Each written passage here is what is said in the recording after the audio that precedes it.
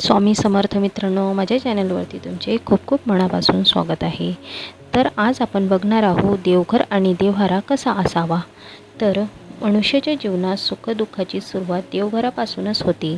घरात देवघर आणि देव्हारा असणे हे अत्यंत महत्त्वाचे असतात आणि देवघराशिवाय घर हे स्मशान मानले जातात, कारण जिथे देवघर तिथे देवाचा वास असतो, भक्ती असते, अशा ठिकाणी शांती, सुख, समृद्धी नांदते।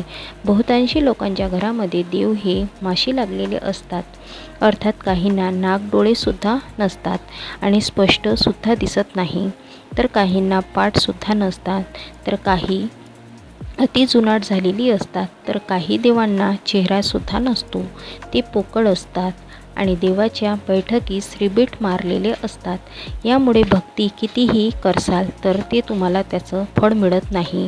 पूजा कितीही केली तर ते आपल्याला त्याचा खूपच होतो आणि अनेक व्यंग निर्माण होतात आणि दोषसुद्धा आपल्याला लागतो। आपण म्हणतो की आपल्यासोबत असं का होतं, तर याचं हेच अडथळे असतात की आपल्या जीवनामध्ये की ते देवच आपल्याला निर्माण करतात, त्याचा कोप होत राहतो सतत। तर येथे सतत आजार उद्भवणं, विनाकारणच घरात वादविवाद होणं, शिक्षण, लग्न, आर्थिक समस्या इत्यादी समस्या निर्माण होण्यास कारण हे देवाचा कोपच असतो। आणि देवघरात उजव्या सोंडेचा गणपती शक्यतो नको, कारण त्या उजव्या सोंड्याच्या गणपतीचे सोवळे खूपच असतात, त्यामुळे त्याची पूजा व्यवस्थित सोवळे न पाळल्यामुळे दोष लागतात। नंदी, नाग असलेली पिंड असणे त्यामुळे संकटे उद्भवतात आणि नंदी नागासहित महादेवाची पिंडसुद्धा ठेवू नयेत, कारण ज्या वेळेस आपण अभिषेक करतो त्यावेळेसच अभिषेकाचे पाणी नंदीवर पडते व शीर्षाचा कोप होतो, म्हणूनच अशी पिंड ठेवू नयेत। कारण की नागही नको, कारण शेष नागाची पृथ्वी डोक्यावर धारण केली आहे, त्यामुळे आपण त्याची जागा घरात नको ठेवायची।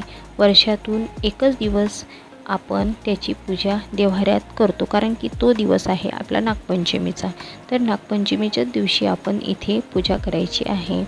कुलदेवता आणि कुलदैवत आणि याविषयी बऱ्याच लोकांना माहीत नाही की जेव्हा जवळच्या केंद्रात आपण जातो तेव्हा आपल्या आडनावावरून कुलदैवत विचारतात आणि माहितीसुद्धा देतात, आणि देवता माहीत नसेल तर विविध संकटांना तोंड द्यावे लागतात, कारण बरेचदा प्रश्न हे कुलदेवतेच्या अधीन असतात।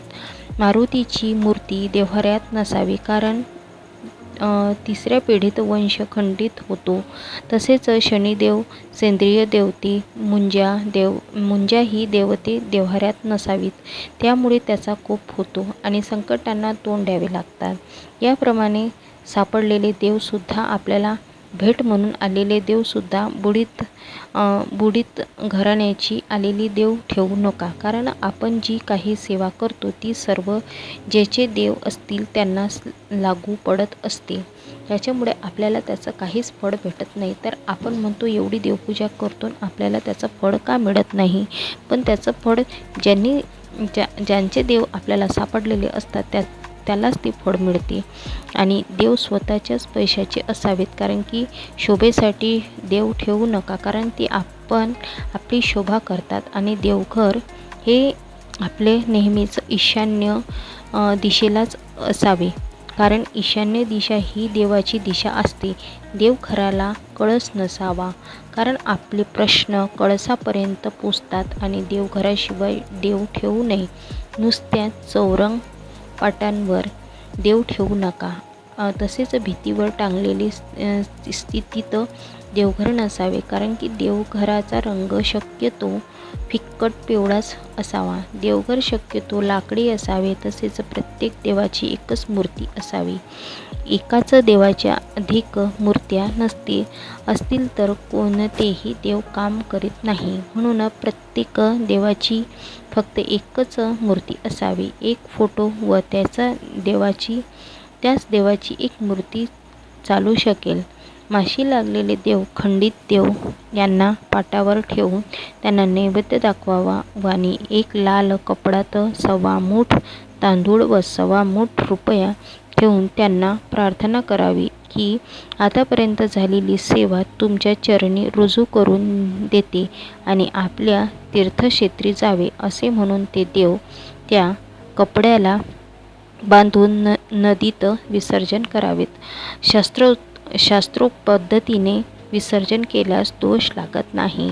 तर अशा प्रकारे आपल्या घरामध्ये जे काही देव खराब झालेले असतील, खंडित झालेले असतील, तर ते अशा प्रकारे तुम्ही त्याचं विसर्जन करायचे. देवघराचे स्वरूप कसे असायचे, तर देवघर कशा पद्धतीत ठेवायचं, तर देवघरात 3 ते 4 पायऱ्या असाव्या. कारण की जेव्हा आपण देवघर घेतो तेव्हा 3 ते 4 पायऱ्याचंच घ्यायचं आणि पायऱ्याशिवाय देवघर घेऊ नये. नसेल तर तुम्ही त्या करून घ्या आणि कारागीरला सांगून त्या तुम्ही पायऱ्या बनवू शकता. तर वरच्या पहिल्या पायरीवर महाराजांचे अधिष्ठान मांडायचे आहे. मूर्ती, नंतर कुलदेवतेचा फोटो महाराजांच्या डाव्या बाजूस ठेवायचा आहे व त्यानंतर उजव्या बाजूस कुलदेवतेचा फोटो ठेवायचा आहे. जे आपली कुलदैवत आहे ते आपल्याला उजव्या बाजूला ठेवायचे आहे.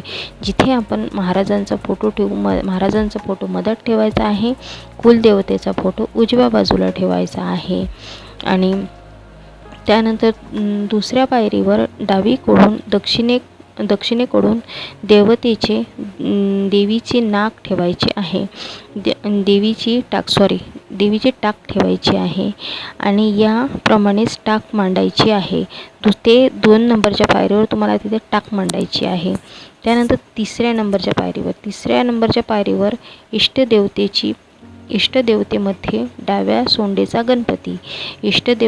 डाव्या सोंडेचा गणपती जो असतो ना, तो तुम्हाला तिसऱ्या पायरीवर मांडायचा आहे. त्यानंतर बाळकृष्ण, अन्नपूर्णा मातेची मूर्ती आणि महादेवाची पिंड आणि नंदी नाग हे विहिरीतच टाकायचं आहे. शंख, घंटा एवढेच देव असावेत. तिसऱ्या पायरीवर तुम्हाला काय ठेवायचं आहे, इष्टदेवतेचा डाव्या सोंडीचा गणपती ठेवायचा आहे. बाळकृष्ण म्हणजे तुम्हाला तिथे श्रीकृष्णाची मूर्ती ठेवायची आहे, अन्नपूर्णा मातेची मूर्ती ठेवायची आहे आणि महादेवाची पिंड, नुसतं महादेवाचीच पिंड, त्याला नंदी नसावा. तर हे तुम्हाला तिसऱ्या पायरीवर ठेवायचं आहे. त्यानंतर चौथ्या पायरीवर तुम्हाला काय ठेवायचं आहे, तर पितरांची टाक. तुमच्याकडे असेल तर ठेवू शकता, नसेल तुमच्या घराण्यामध्ये नसेल चालत तर तुम्ही नका ठेवू. पण ज्यांना चालत असेल त्यांनी चौथ्या पायरीवर पितरांची टाक ठेवायची आहे. पितरांच्या टाकेंच्या खालच्या पायरींवर यंत्रे ठेवायची आहे. श्रीयंत्र असेल तर ठीक, नसेल तर राहू द्यायचं. पितरांची टाक ठेवण्याची पूर्वपार पद्धत असेल तरच पितरांची टाक देव्हाऱ्यात ठेवायची, अन्यथा नवीन पद्धत पाडू नका. कारण पितरांची टाक यामध्ये स्वर्गवासी आई वडिलांचीच टाक ठेवायची आहे. पुरुष वडील आधी गेले असल्यास फक्त त्याचा टाक ठेवला तरी चालेल. आई नंतर गेल्यास तिची टाक ठेवू नये. जर आई सवाशीण गेली असल्यास तिचीच टाक ठेवतात. इतर पितरांची म्हणजे त्यांच्या आधीच्या पितरांची भाऊ, काका, बहीण, मुलगा मुंजा गेला असल्यास त्याची टाक ठेवू नये. कारण की वडील गेलेले असल्यास आधीच्या आजोबाच्या टाकात नवीन भर घालून ते वडिलांच्या नावाने पूजावा. देवघरात अधिक पितरांची टाक ठेवू नका. कारण की देवघरातील घंटेला तंडा, रिबीट, हनुमान, गरुड, नाग नसावेत. त्यानंतर देवघर हे पश्चिमभूमी असल्यास त्यावेळेस उजव्या बाजूला विचार करावा की स्वामीच्या उजव्या बाजूस उत्तर अथवा पूर्व पश्चिम येईल अशा शंख ठेवावा. तो पाण्याने भरून ठेवावा. स्वामीच्या मूर्तीच्या डाव्या बाजूस घंटा ठेवावी आणि वास्तूच्या पूर्व दिशेस देवघर असल्यास ऐश्वर्य प्रतिष्ठा लाभते. वास्तूच्या उत्तर दिशेस देवघर असल्यास धनलाभ होतो आणि वास्तूच्या दक्षिण दिशेस देवघर असल्यास शत्रुपीडा नष्ट होते. वास्तूच्या पश्चिम दिशेस देवघर असल्यास ऐश्वर्य धन हानी होते. वास्तूच्या वायव्य दिशेस देवघर असल्यास रोगबाधा लागते. वास्तूच्या नैऋत्य दिशेस देवघर असल्यास शत्रू पिशाच्य पीडा लागतो. वास्तूच्या आग्नेय दिशेस देवघर असल्यास होम हवन शिवाय बाकी उपासना निष्फळ ठरते.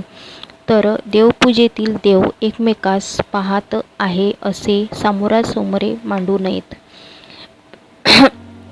पैसे धन देव्हाऱ्यात ठेवू नका, कारण यंत्रे ही देवतेचं आसन आहे. तेव्हा ती उभी मांडून ठेवू नयेत, कारण की जमिनीशी समांतर मांडावीत. देव्हाऱ्यात शंकराची मूर्ती किंवा फोटो पूजू नका, अन्यथा घराचे वातावरण स्मशानवंत होते.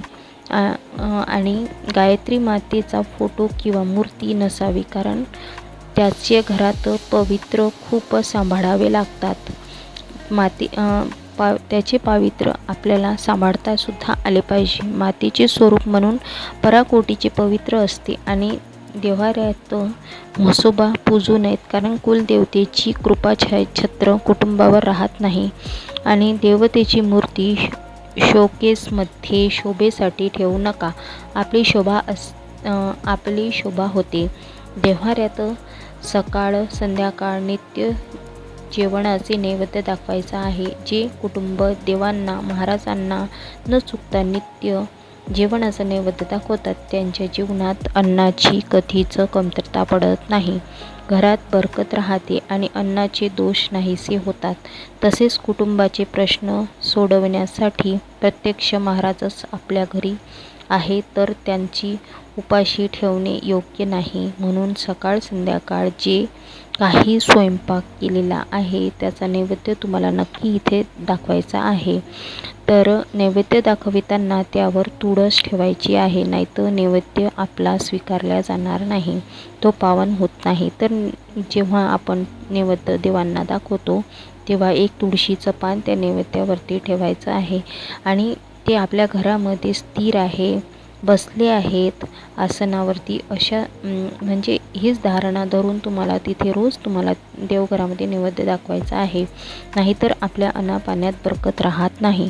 तर अशा प्रकारे आपल्या मार्गदर्शनानुसार देवघर आणि देव्हारा त्याचे स्वरूप काय आहे इथे मी या व्हिडिओमध्ये सांगितलेलं आहे.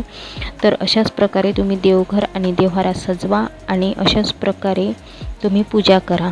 तर व्हिडिओ आवडला असेल तर लाईक शेअर सबस्क्राईब नक्की करा. श्री स्वामी समर्थ लिहायला विसरू नका. श्री स्वामी समर्थ. जय जय स्वामी समर्थ.